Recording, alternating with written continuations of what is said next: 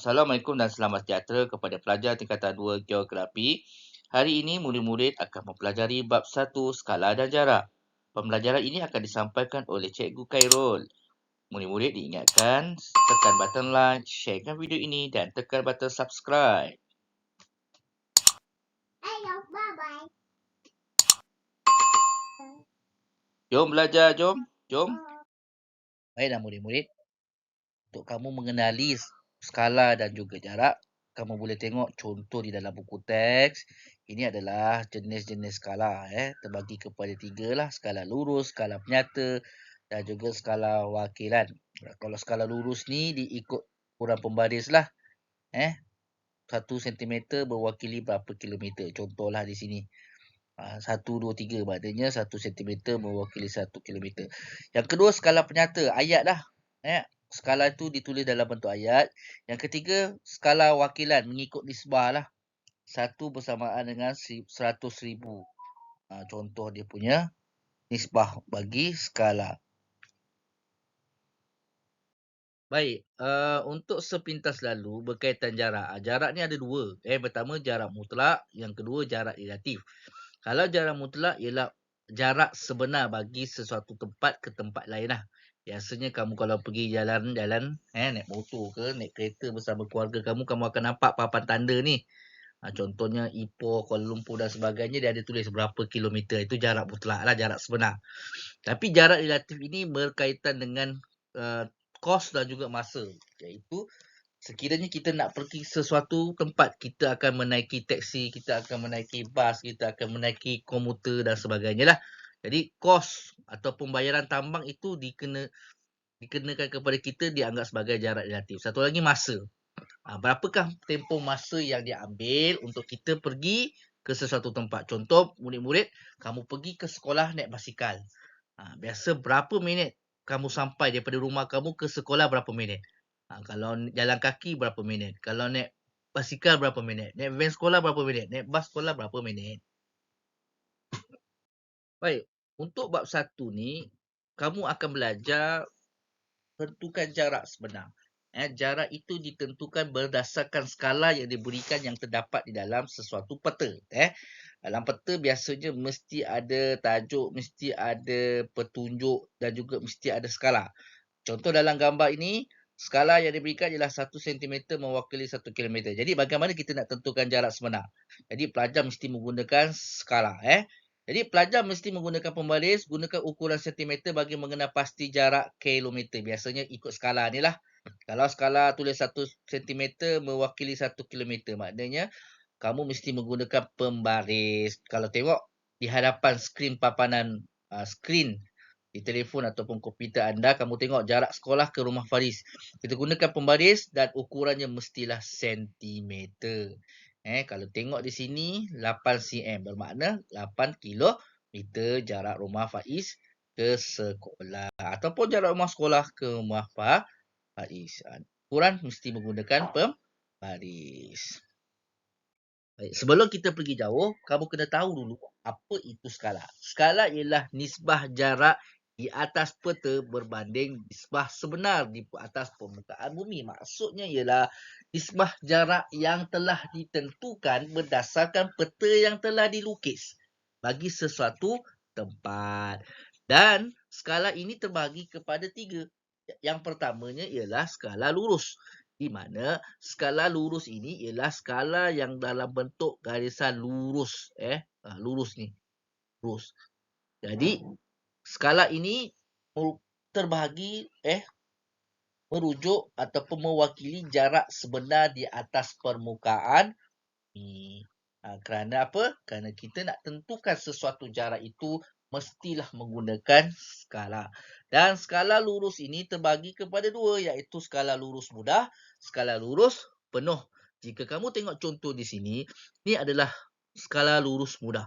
Maknanya skala lurus yang paling senang. Contoh, skala lurus 1 cm mewakili 1 km mengikut ukuran cm. Itu contoh. Ataupun sesetengah peta dia menggunakan 1 cm mewakili 2 km. 2 cm contoh. 1 km mewakili 2 cm. Maksudnya di dalam gambar skala lurus mudah ni, sini nombor kosong, dekat sini nombor 2. 2, 4, 6, 8. Tapi ukuran dia mesti 1 cm. Itu namanya skala lurus mudah. Manakala skala lurus penuh, full. Kosong ke 1 cm mesti 1 km. 1 km ke satu lagi mesti 1 km dan mewakili 2 km dan sebagainya lah. Okey, jadi itu adalah contoh skala lurus di mana kalau dalam gambar ni kita lihat 1 cm di atas peta mewakili 1 km. Kalau 2 km, biasanya kita gunakan skala lurus mudah. 0, 2, 4, 6, 8 km kat sini. Kalau skala lurus penuh, dia mewakili 1 km. Maknanya 1 cm bersamaan 1 km. Kat sini mesti 0, 1, 2, 3. Mengikut ukuran 1 cm, 1 cm, 1 cm. Itu adalah skala lurus penuh. Baik, kita tengok pula skala penyata. Skala penyata ini dalam bentuk ayat ataupun penyataan. Biasanya ada sesetengah peta, dia tulis skala dalam bentuk ayat. Dia tak nak lukis, dia tulis ayat. Tulis perkataan di atas peta tu lah. Jadi contoh sebelah ni, 1 cm mewakili 1 km. Ayatnya pendek saja. Membawa maksud 1 cm di atas peta mewakili 1 km. Ini dalam bentuk ayat lah. Dan skala yang terakhir ialah dalam bentuk pecahan wakilan. Dalam bentuk nisbah. Nyatakan dalam bentuk nisbah atau pecahan. Contohlah, 1 nisbah 100,000. 1 nisbah 100,000 iaitu 1 cm di atas peta bersamaan dengan 100,000 cm ataupun 1 kilometer. Maknanya apa? Maknanya pakai pembaris. Menggunakan pembaris 1 cm mewakili 100 cm mewakili 1 kilometer. Kalau kita nak kira lah mewakili pecahan wakilan. Sebab apa? Sebab peta yang digunakan itu terlalu besar. Bila terlalu besar ataupun jarak yang digunakan antara tempat A ke tempat B jauh. Jadi ukuran sentimeter itu digunakan nisbah. Jadi jarak nisbah itu adalah besar. Contohnya 100,000. Kalau kita boleh tengok info kat sini lah 1 km bersamaan 100 cm. 1,000 cm. 1 km bersamaan dengan nisbah 1,000 meter. 1 meter nisbah 100 cm. Ini dia punya bentuk nisbah yang digunakan dalam pecahan wakilan bagi jenis skala. Jadi soalan ni lah, ada berapa jenis skala? Ada 3. Apa contoh skala? Skala lurus, skala penyata dan pecahan wakilan. Okey, kita teruskan dengan jarak. Tadi cikgu dah terangkan lah jarak tu apa mesti adalah berkaitan dengan ukuran jarak sebenar dengan jarak relatif ni. Okey. Jadi jarak ialah ukuran jauh bagi sesuatu tempat dengan tempat yang lain. Dan jarak ini terbahagi kepada 2 seperti yang cikgu dah maklum sebelum ini iaitu jarak mutlak dan jarak relatif. Mutlak, relatif. Bezanya ialah jarak mutlak ini ialah berapa jauh. Contohnya, dia dinyatakan dalam unit meter ataupun kilometer. Dan tetap dan tidak berubah. Contoh, jarak Ipoh ke Bidor mesti 66 km. Tidak kiralah kamu menaiki bas ke, menaiki van ke, motosikal ke. Jika kamu dari Ipoh nak ke Bidor, mesti 66 km. Dia tak ada tukar-tukar. Jadi, dia adalah jarak sebenar. Bagi satu tempat ke tempat yang lain. Manakala jarak relatif pula, jarak ini ditentukan berdasarkan kos dan masa. Dan jarak ini tak tetap. Berubah-ubah. Kenapa? Kerana kita menggunakan pengangkutan, jenis pengangkutan yang berbeza. Katakan contoh kamu pergi ke Bidor, dari Ipoh nak ke Bidor, tambang yang diberikan ialah RM6.60 sekiranya menggunakan bas. Barangkali kalau kita naik Grab, kita naik kereta api, kita naik apa lagi? Taksi. Tambang ini tak sama. Sebab jenis pengangkutan yang berbeza. Itu dari segi jarak relatif yang melibatkan tambang, pembayaran duit, kos. Kos tu duit lah. Satu lagi jarak relatif ini ditentukan dari segi masa. Tadi cikgu dah cakap minit ataupun Biasa minit lah, minit ataupun jam. Contoh, masa perjalanan dari Ipoh ke Bidor dengan menggunakan kereta mengambil masa 1 jam 10 minit. Jika kita nak pergi ke Bidor dari Ipoh, masa yang diberikan, masa yang dapat dicapai 1 jam 10 minit. Jika nak naik bas, mungkin lebih lama. Contohnya 1 jam 30 minit ataupun 40 minit. Ataupun naik kereta api. Mungkin lagi lama kot. 2 jam jadi 3 jam. Jadi itu adalah jarak relatif yang bersifat tidak tetap dan berubah-ubah mengikut jenis pengangkutan. Jadi nak senang faham, murid-murid, kalau kamu nak senang faham, kamu kaitkan jarak ni dengan kehidupan kamu. Contoh, apa contoh yang boleh kamu kaitkan jarak dengan kehidupan kamu? Contohnya, kamu nak pergi sekolah. Kita ambil contoh di bawah. Abu nak pergi ke sekolah. Okey, jarak rumah Abu ke sekolah ialah 5 kilometer. Jarak mutlak, jarak sebenar. Sebenar-benarnya. Kemudian Abu nak ke sekolah menaiki van sekolah. Okey, berapa masa yang diambil? Biasanya kalau 5 kilometer, naik van sekolah, sekejap je kan. 3 minit dah sampai. Kan? Contoh, kalau Abu naik pergi sekolah naik van, berapa tambang yang dikenakan? Jadi tambang yang dikenakan sehari RM2.50. Ni contohlah, contoh. Jadi masa perjalanan dan juga kos bayaran tambang van sekolah itu, kedua-dua ini adalah jarak relatif. Faham tak? Baik, seterusnya kalau kamu tengok contoh di sinilah di dalam buku teks ni, di mana ada rajah jarak mutlak rumah Yusrita, Adeline dan juga Kavita daripada rumah mereka ke sekolah. Kita tengok, perhatikan jadual satu menunjuk 1/1 menunjukkan perbezaan antara jarak relatif berdasarkan jarak mutlak yang berbeza dari segi kos dan masa. Mestilah jarak relatif itu akan berbeza kerana jarak mutlak yang berbeza mengikut rumah pelajar masing-masing. Contohnya lah, kita tengok di sini rumah Adeline.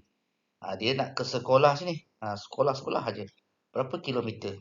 5 kilometer. Jauh juga 5 kilometer kalau kita menapak ataupun jalan kaki ataupun jogging. Baik, rumah Yusrita nak ke sekolah 20 kilometer je. Dekat je kan. Baik, rumah Kavita ke rumah ke sekolah 8 kilometer. Maknanya nanti ini adalah gambar rajah lah daripada atas. Jadi kalau peta nanti kamu kena tandakan X lah. Tandakan X, gariskan ke sekolah. Kemudian ukur pakai pembaris. Baik, bila dah ada gambar macam ini secara detail, maka kita tahulah jarak mutlak rumah masing-masing adalah berbeza. Manakala jarak relatif, macam cikgu ajar sebelum ni. Contoh, yang melibatkan kos, maksudnya tambang lah bayaran. Kalau naik teksi, naik bas, basikal memang tak ada bayaran. Jalan kaki apatah lagi, free of charge. Cuma naik teksi dan bas dan sebagainya lah. Bayaran bagi ke sekolah adalah berbeza mengikut jarak rumah masing-masing. Kalau dekat rumah ke sekolah, maka murahlah tambang bas, tambang teksi, tambang van. Kalau rumahnya jauh, mahal sikit lah. Kalau rumah Adeline ni lagi mahal daripada rumah Yusrita. Kalau kita nak ke sekolah, mengikut rumah mereka. Kalau rumah Kavita lagi jauh. Sebab jarak dia ialah 8 kilometer. Kemudian kalau kita nak tengok jarak masa pula, teksi, bas, basikal, berapa masa yang diambil? Kalau naik teksi, masa yang diambil cepatlah. Kalau bas lambat sikit lah sebab bas banyak berhenti. Kalau basikal lagi lambat lah. Jadi kalau naik motosikal, ayah awak hantar kan, lagi cepat. Lagi cepat. Ini contoh saja. Baik, kalau kamu tengok di sini, kalau soalan ditanya, berapakah jarak sekolah ke rumah Faiz ataupun rumah Faiz ke sekolah? Jadi senang saja. Yang pertama, dalam peta tu nanti kamu tandakan X ataupun pangkah kawasan sekolah dan juga di rumah Faiz. Di pertepatan ataupun kotak hitam ni pun bolehlah kamu pangkah kat sini. Kemudian ambil pembaris, kamu gariskan. Garis mesti tegak lah pembaris. Ni contoh pembaris. Kemudian awak ambil pembaris ni ukur. Mengikut skala. Skala ada 1 cm mewakili 1 km. Jadi 1 cm sama dengan 1 km. Jadi ambil pembaris, ukur, tengok sampai mana. Baik, daripada 0 sampai 8. Jadi kita dah tahu Rumah Faiz ke sekolah atau sekolah ke rumah Faiz, jaraknya ialah 8 kilometer. Baik, seterusnya kita menggunakan peralatan ketika kita nak mengenal pasti sesuatu jarak daripada tempat A ke tempat B dan ke tempat C. Jadi peralatan untuk jarak lurus. Jarak lurus ni maksudnya satu kawasan yang kita ukur secara lurus. Jadi yang pertama pembarislah. Kita perlukan pembaris di mana kawasan itu kita perlu gariskan dan gunakan pembaris untuk kita dapatkan ketepatan jarak tersebut. Yang kedua, jangka tolok. Jangka tolok ni, inilah bentuk dia seperti yang terpapar dalam buku teks. Jadi kita gunakan jangka tolok ni, kita dapat ukur daripada satu kawasan ke satu kawasan, kemudian gunakan pembaris untuk mendapatkan ketepatan jarak. Dan yang terakhir, gunakan kertas. Kertas ni pun membantulah jalur kertas. Jalur kertas ni awak dah gunting-gunting, gunting menegak, gunting secara lurus, tak ada sengit-sengit. Kemudian tujuannya apa? Di akhir awak dah kenal pasti jarak, barulah ukur dengan pembaris berapakah ketepatan jarak lurus bagi kawasan tersebut. Baik, selain itu, kawasan-kawasan yang beralur ataupun berliku boleh digunakan dengan menggunakan benang putih. Ini untuk jarak melengkung lah. Banyak kona sana, kona sini, kita gunakan benang. Benang berwarna putih lah. Sebenarnya lebih tepatnya warna putih. Sebab peta tu, peta berwarna. Jadi, patutlah kita gunakan benang putih. Yang kedua, jalur kertas. Jalur kertas ni pun boleh melengkung. Dibenarkan. Dan yang akhir sekali pembaris lah. Pada ni kita nak ukur berapakah jarak kawasan tersebut daripada kawasan lain untuk kita gunakan skala berdasarkan pembaris yang akan kita pakai nanti.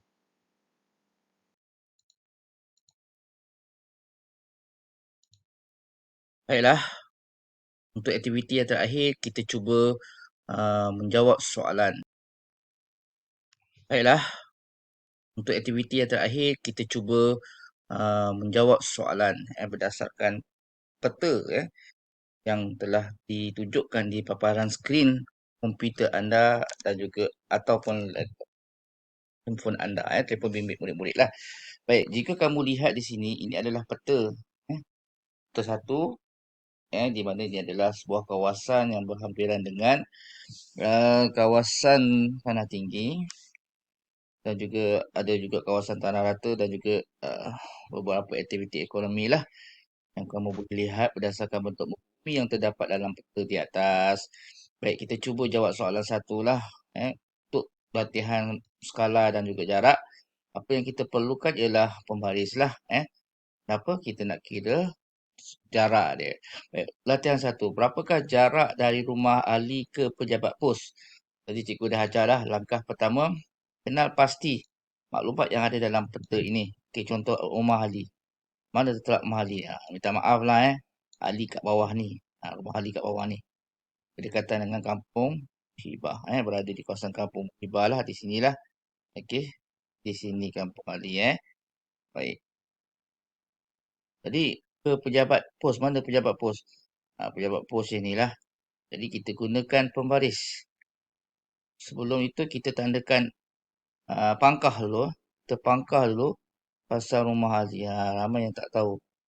Mana rumah ahli. Rumah ahli kita pangkahkan dulu lah. Siapa yang tak tahu tu. Rumah dia kecil je lah. Ujung sini je.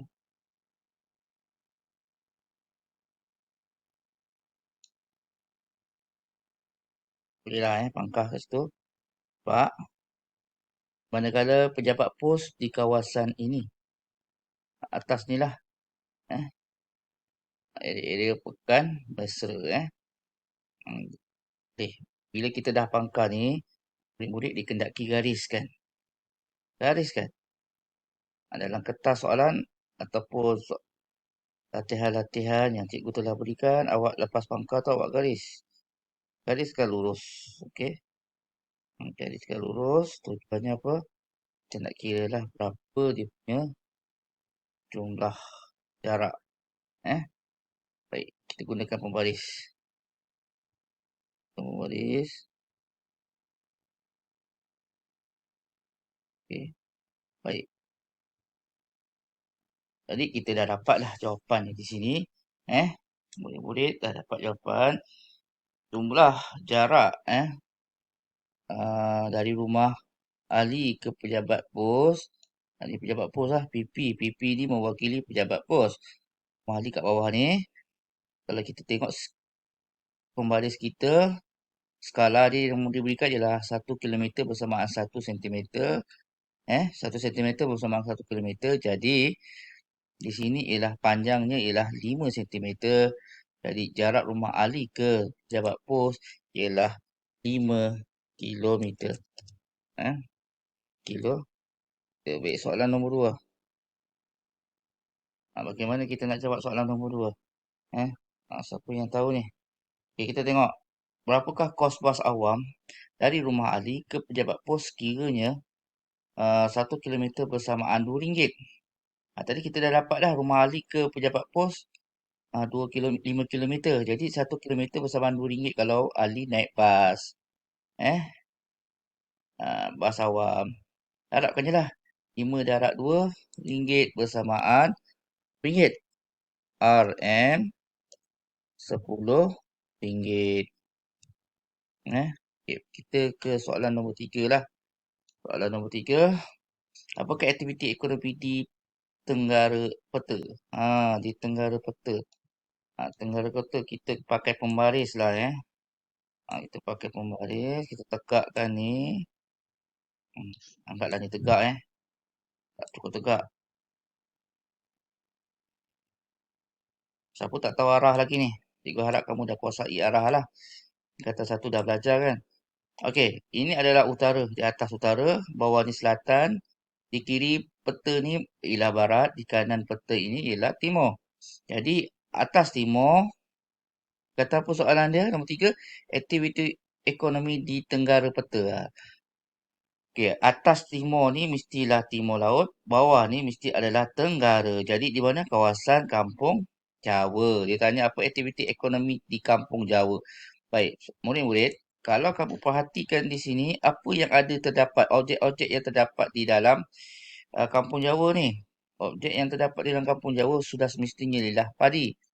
Ada pertempatan di sini, ada tali air kat sini. Ada sungai.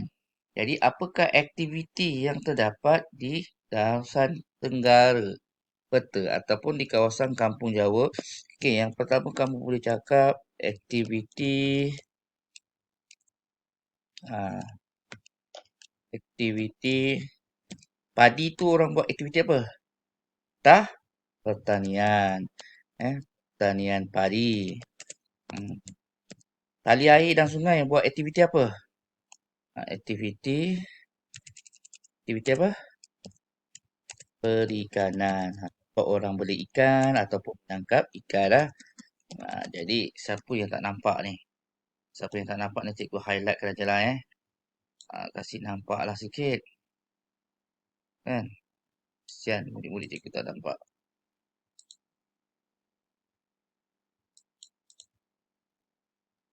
Sekejap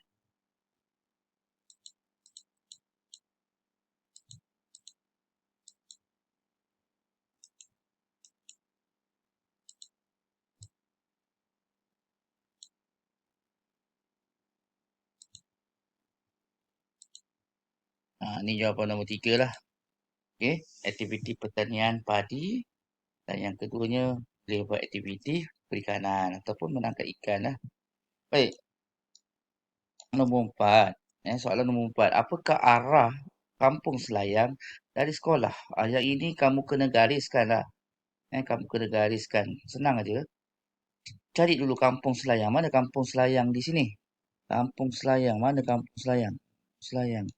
Kampung Selayang. Kampung Selayang. Kampung Selayang. Di sinilah kampung Selayang. Okey, ambil pembaris, gariskan. Gariskan kampung Selayang di sini. Di sinilah kampung Selayang. Dari arah mana? Dari arah sekolah. Dari arah sekolah. Sekolah gariskan di sini. Jadi, kita buat T di sini. Kita akan nampaklah dia bersebelahan dengan timur. Jadi, kampung Selayang atas timur.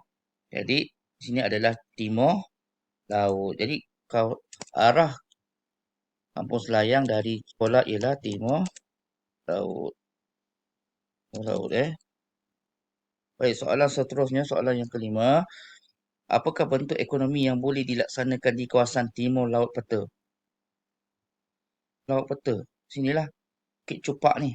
Apa aktiviti dia? Yang pertama lah, ni adalah kawasan hutan, kawasan bukit. Kan, kawasan bukit ini boleh dijadikan sebagai kawasan pelancongan lah. Pelancongan, kawasan pelancongan. Orang datang melancong, nak hiking, nak mendaki. Bolehlah, lawat di kawasan Bukit Cupak. Soalan nombor 6. Berapakah masa yang diambil oleh ahli dari rumah ke pejabat pos? Jika masa yang diambil bagi 1 kilometer sebanyak 3 minit. Tadi kita dah tahu dah rumah ahli ke pejabat pos ialah 5 kilometer. Jadi masa yang diambil 3 minit dengan menggunakan motosikal kan. Baik. Itu untuk 1 kilometer. Jadi 3 minit ni yang mewakili 1 kilometer darab dengan jarak sebenar rumah ahli ke pejabat pos. Ini belakang ni rumah ahli, ini pejabat pos darab. Jadi 3 darab 5 bersamaan 15 minit. Jadi tuliskan di sini 15 minit. Jadi murid-murid, apa yang kamu belajar di sini ialah daripada bab 1 jarak, skala dan jarak ini ialah kamu dapat tahu jarak mutlak. Jarak mutlak lah. Jarak mutlak ini adalah jarak sebenar. Dan kamu akan tahu jarak relatif. Dan jarak relatif ini adalah jarak yang dibayar tambang. Sama ada kamu menaiki bas ataupun teksi dan sebagainya lah. Manakala masa itu ialah jarak yang digunakan untuk kamu gunakan sesuatu perkhidmatan untuk ke sesuatu tempat. Itu jarak relatif. Dan apa yang kamu dapat juga dalam pembelajaran skala dan jarak ni ialah kamu tahu apakah aktiviti-aktiviti yang dilakukan, yang diusahakan di kawasan dalam peta tersebut. Contohnya soalan 3. Apakah aktiviti ekonomi ni di negara peta, ni negara. Di kawasan Kampung Jawa. Kampung Jawa ni buat apa? Pertanian padi. Ada tali air pula tu, ada sungai pula tu. Jadi ada aktiviti pertanian padi, ada aktiviti perikanan. Jadi dari sini awak tahu objek yang terdapat dalam kawasan Tenggara Peta dah tentu-tentulah padi, pertempatan dan sebagainya lah. Kan? Jadi ini saja yang cikgu nak kamu kuasai. Yang paling penting dalam peta ialah kamu kena ingat arah. Kamu kena ingat jarak dan skala.